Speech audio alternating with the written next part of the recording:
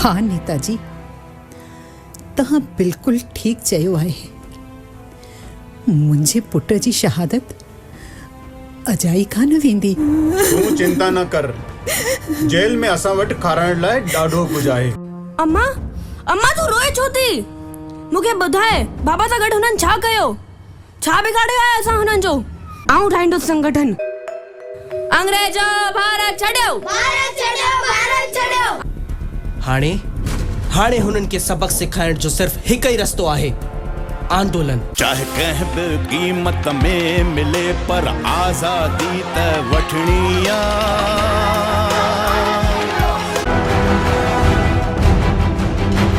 फौज जे पहुचंदे ई मूंखे पूरो फ्रीडम मूवमेंट ख़त्म खपे। कोई भले ई सॼो सिंध शमशान छो न बणिजे। पंहिंजे वतन जी रक्षा जे लाइ हेमू पंहिंजी जान ॾेई बि सघे थो ऐं वक़्तु अचण ते दुश्मन जी जान वठी बि सघे थो। तूफान अचे या आंधी अचे पर आज़ादी त वठणी आ। वंदे मातरम, वंदे मातरम।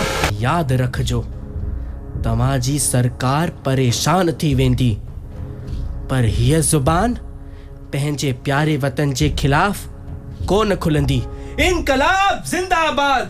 वक्त आने दे बता देंगे तुझे ऐ आसमां, हम अभी से क्या बताएं, क्या हमारे दिल में है।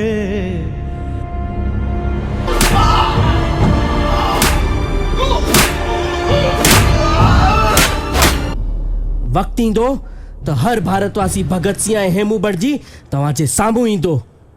मिस्टर कर्नल, तव्हांखे इहा तानाशाही ख़त्म करणी पवंदी। हेमू भी मचा ॿुधी रही आहियां। असांजे हेमूअ खे फांसी था ॾियनि।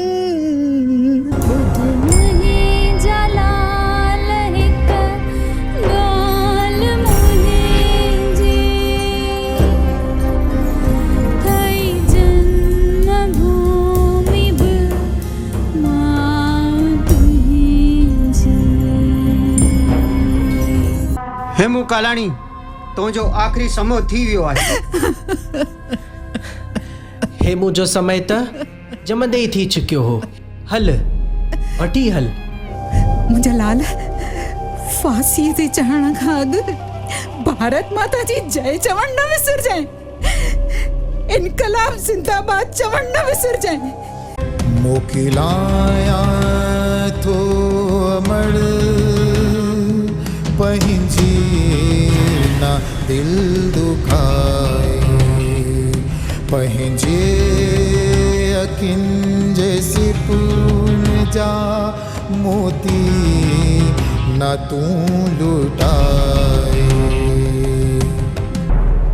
मिस्टर हेमू कालाणी, तोखे अॼु 21 जनवरी 1943 जे ॾींहुं फांसी जी सज़ा पंहिंजे देश ते कुर्बान थियण जे लाइ मिली रही आहे।